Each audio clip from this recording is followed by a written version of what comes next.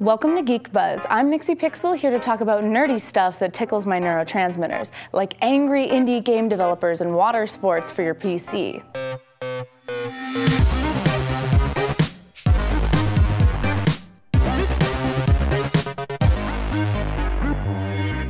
This episode of Geek Buzz is brought to you by Audible. Maybe it's just me, but sometimes when I'm driving through the city and some person decides to jaywalk right in front of my car, the Grand Theft Auto player in me thinks, pedal to the metal, baby, score, 50 points. So far, these semi-sadistic fantasies have remained just that, fantasy.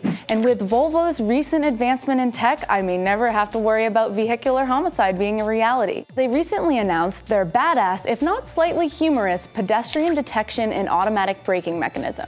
It's the first externally deployed airbag system ever to be designed, with the goal being to prevent serious injuries if a pedestrian is struck by the vehicle.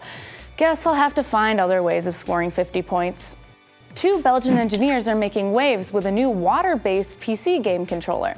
The Splash controller is a bowl lined with electrodes which, when filled with water, can measure gestures and how the surface of the water is manipulated. Pretty cool, huh? On second thought, water and electrical components never really got along before, so why start now?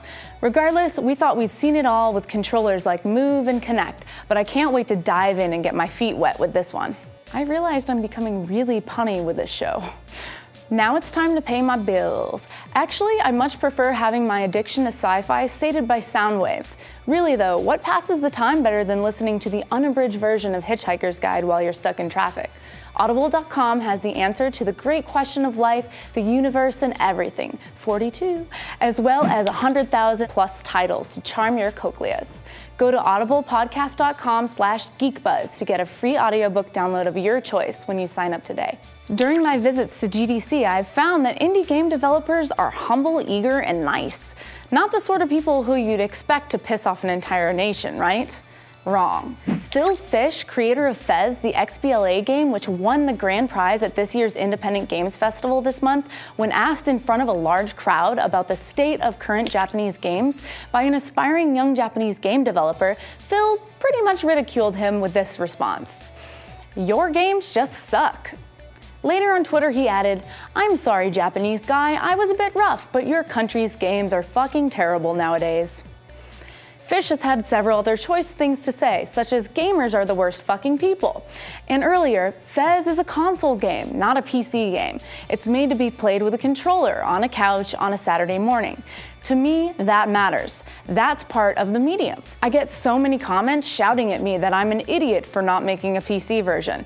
You'd make so much more money. Can't you see Meat Boy sold more on Steam?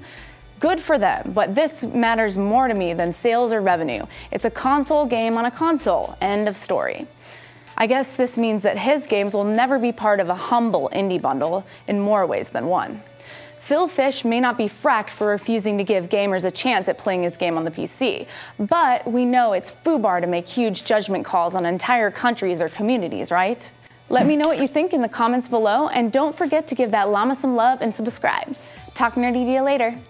Phil Fish, ugh. Why do you have to have this name? Phil Fish created a uh-oh, disaster. Oh, Phil Fez. God, this guy sucks.